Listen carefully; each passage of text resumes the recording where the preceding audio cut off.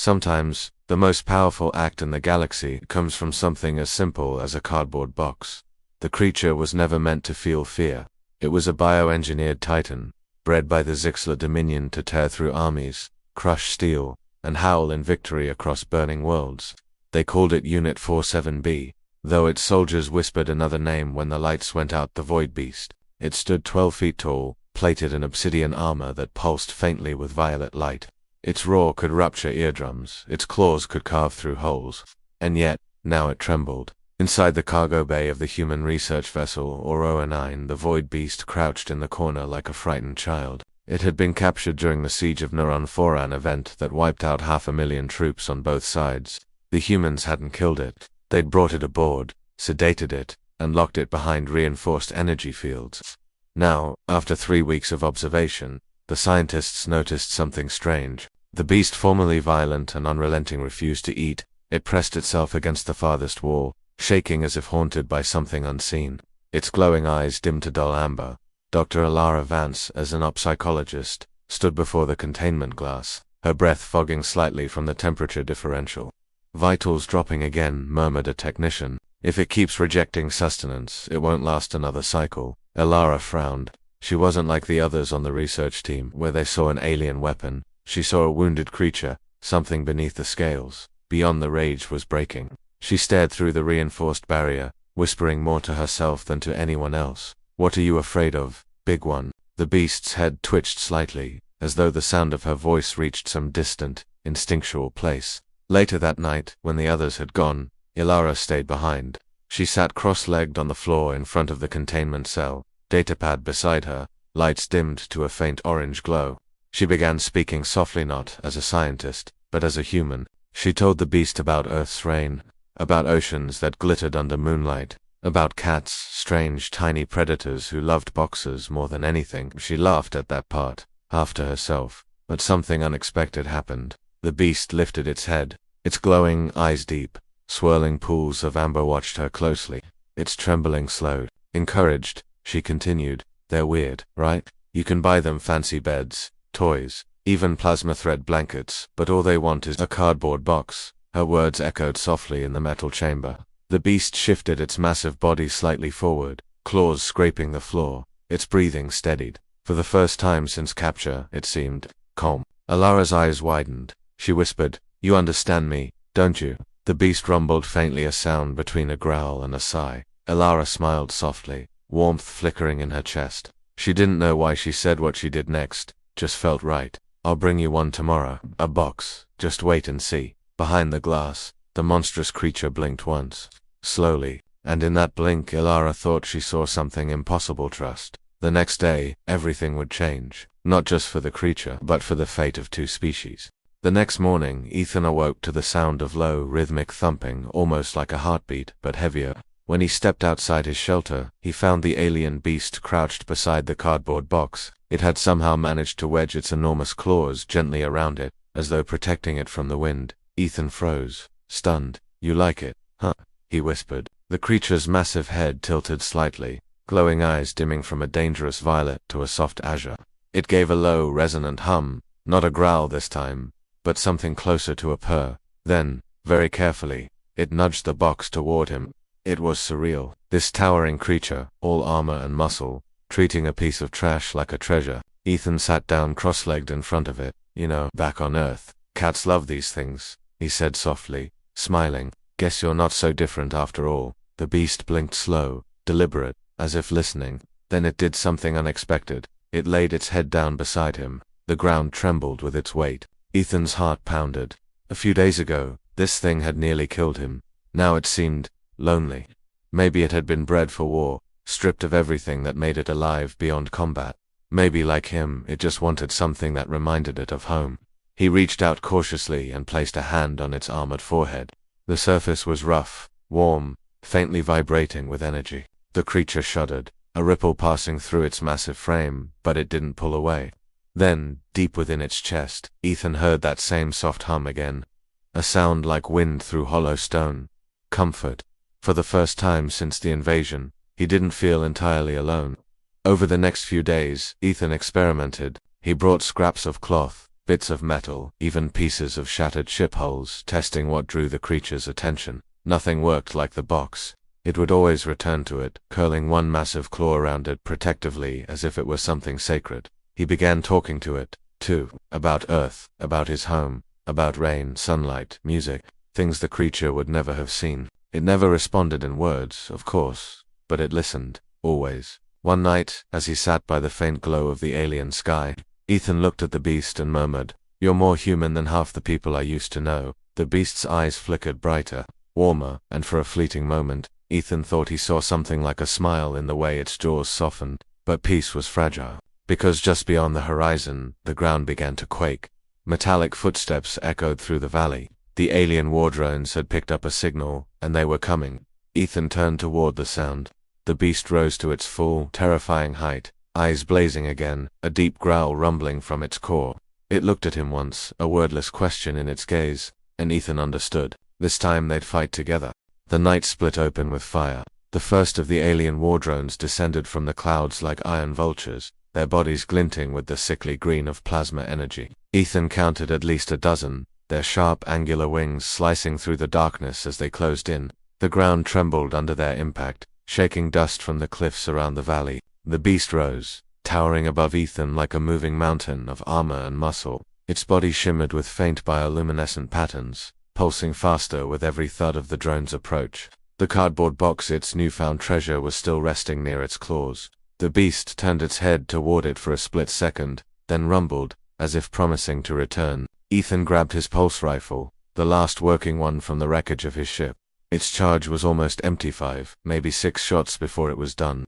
He exhaled slowly, trying to steady his hands. "All right, big guy," he said softly, looking up. "Let's see what you can really do." The beast's eyes flared bright orange in response.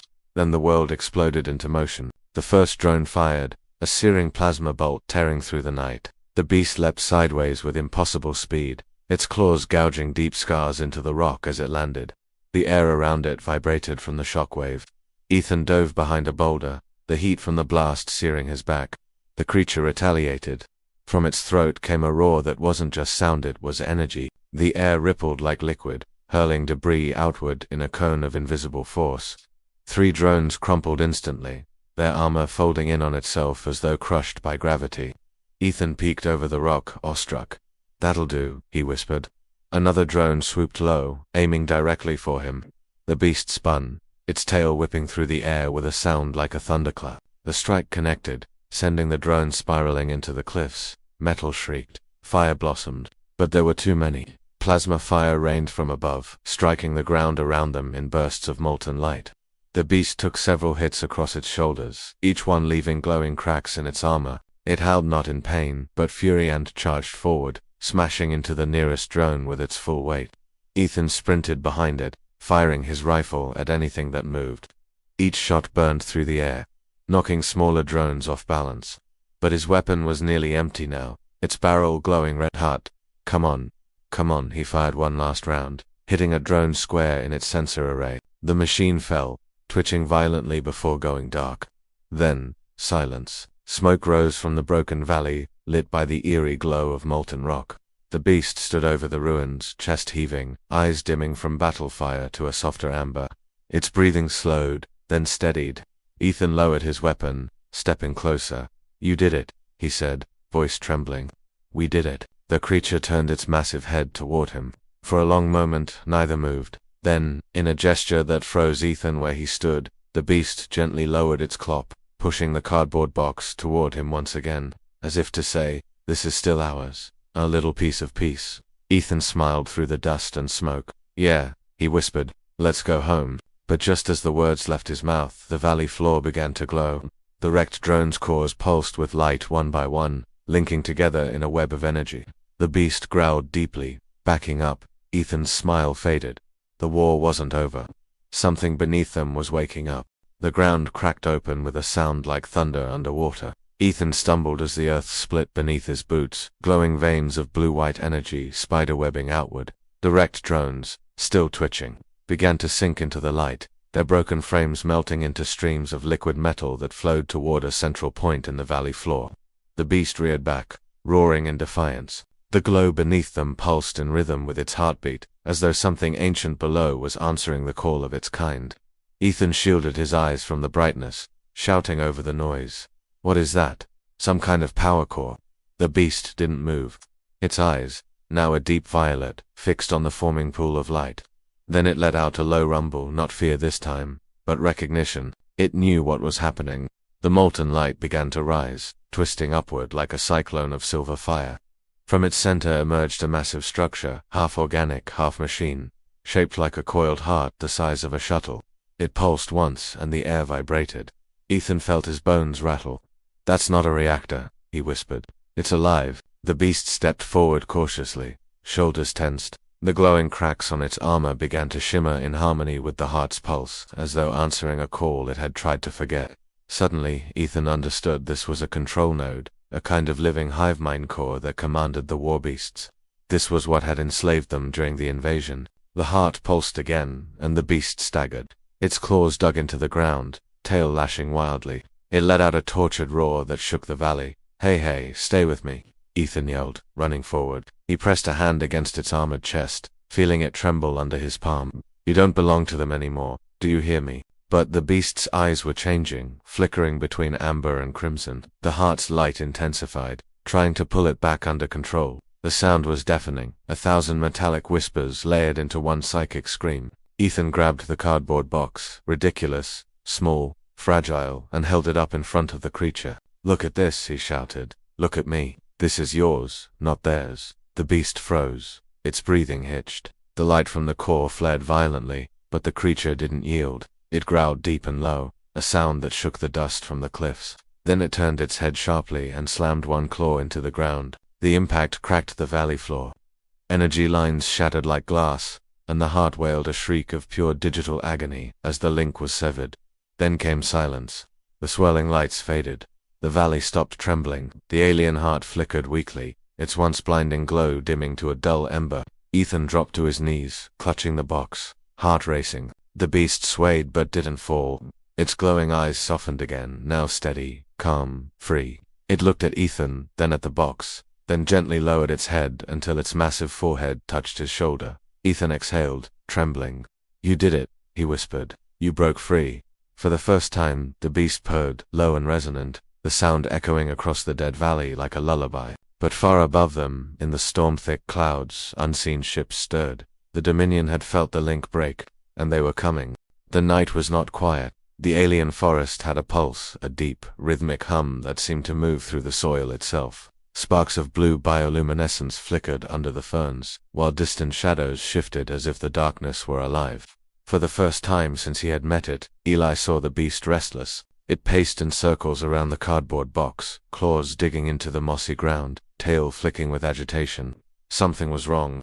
The sky above them began to swirl, 2 moons shrouded by thick violet clouds, and from within came the low, rolling sound of thunder. But it wasn't the thunder that made Eli's stomach twist. It was the answering cry, far in the distance. Another roar, deep, angry, familiar. The beast froze, head snapping up, nostrils flaring. Its eyes glowed a deeper orange than usual, and the muscles under its metallic hide tensed. Eli didn't need words to understand. They were not alone anymore. From beyond the tree line, silhouettes appeared, 3 more of the alien beasts, larger and more battle-scarred than his companion. Their armor shimmered with shifting hues, and strange glowing tendrils hung from their jaws. They were magnificent, terrifying, and one of them, the largest, had a broken horn, the same kind Eli's beast had a scar from.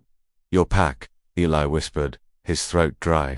The beast lowered its head slightly, a sound halfway between a growl and a whine vibrating from its chest. Its glowing eyes flicked between Eli and the approaching creatures. This wasn't a reunion, it was a reckoning. The ground trembled as the pack leader roared, a sound that carried both dominance and fury.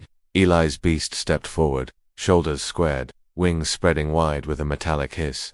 Energy coursed along its armor plates, lighting the scene with crimson streaks. Eli's heart pounded. He wanted to run, but his body refused to move. The leader lunged first, colliding with the smaller beast in a blinding clash of claws and energy. Sparks flew. The air itself seemed to fracture with every impact. Eli could do nothing but watch until he saw the cardboard box crushed under a stray blow. The beast's eyes flared, It screamed a sound full of rage and sorrow, and unleashed a shockwave that threw even the larger creature back. It fought harder, faster, wild with emotion. Eli realized in that moment it wasn't just a pet, or a soldier, or a creature, it was his friend, and he was watching it risk everything. He ran forward, against every instinct, sliding under falling debris and crackling lightning. "Stop," he shouted, voice hoarse. "You don't need to fight. You're not alone anymore." For a moment it seemed like the battle paused, just long enough for the beast to glance back at him. Then the leader struck. Eli dove forward to slow. The blow connected, sending the beast tumbling across the clearing, its armor dimming. Eli screamed, running toward it, the world dissolving into chaos and static and pain. As he fell beside his wounded friend, he whispered, trembling, "Stay with me, please." The beast blinked weakly, its glowing eyes flickering, and in the corner of its vision, it saw something. The torn remains of the cardboard box. Its claw reached out, barely touching the edge. Then the light in its eyes pulsed once, twice, and went still. The rain came slowly at first, heavy drops sizzling against scorched metal and broken leaves. Then the storm fully broke open, washing the battlefield in silver light. The air smelled of ozone and sorrow. Eli knelt beside the fallen beast, hands trembling as he brushed the rain from its metallic hide. The glow in its eyes had faded to a dull ember, pulsing faintly, as if its heartbeat were buried deep inside the alien shell. He didn't know if it could hear him anymore. He didn't even know if it understood the words he whispered, but he spoke anyway. "Hey, it's okay," he murmured. "You don't have to fight anymore. You're safe." He rested his forehead against the cold armor. The storm howled around them. The other alien beasts, the pack, stood in silence. The leader, the one with the broken horn, stepped closer. For a long moment, Eli thought it would attack. But instead, it lowered its head and released a low, mournful hum, a sound so deep that it resonated through his bones. It wasn't anger. It was grief. The leader leaned down, brushing its snout against the fallen beast's side. Bioluminescent patterns rippled across both creatures' skin, a silent language, ancient and wordless. Then the leader turned to Eli. In its glowing eyes, he saw something he hadn't expected from such a creature: recognition, understanding. The pack began to move, slowly, solemnly. They surrounded the fallen one, lifting it with strange telekinetic tendrils of light that shimmered in the rain. The leader let out one last low tone, like a farewell, and the group disappeared into the mist of the alien forest, carrying their comrade home. Eli was left alone. He sat in the mud for what felt like hours, his body shaking, his mind empty. When the storm finally passed, dawn broke across the alien sky, two suns rising in unison, painting everything in gold and crimson. He looked down and noticed something beside him, a small piece of the cardboard box.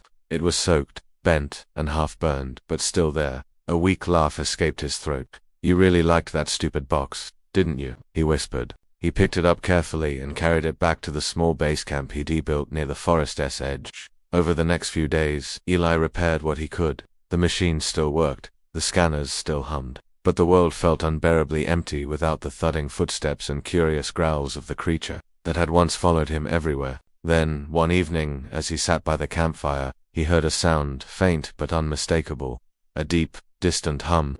The ground shivered gently. He turned toward the forest. Out of the mist came a soft blue glow. His breath caught. The leader beast stood there, alone this time. Its armor shimmered in the twin sun's light. Hanging from its mouth, carefully clutched, was something familiar, a new cardboard box, pristine, clearly taken from Eli's supplies. Eli's eyes widened. Slowly, he stood, heart pounding. The leader walked forward and dropped the box at his feet. Then it let out a single, low sound, one that somehow carried warmth, a sound of peace. In that instant, Eli understood. The beast was gone, but not forgotten. The pack had accepted him, a fragile, lost human, as one of their own. Tears blurred his vision as he whispered, "Thank you." The leader turned, disappearing once again into the shimmering light of dawn. Eli stood there, the new cardboard box in his hands, feeling something shift deep inside. A quiet, unspoken connection between two species from different worlds, bound by something far simpler than war or science or survival: compassion. He set the box beside the fire, its edges glowing orange in the heat, and smiled faintly. Somewhere, out there in the alien wilds, he hoped his friend could still feel it. And for the first time in a long, long while, the silence felt comforting.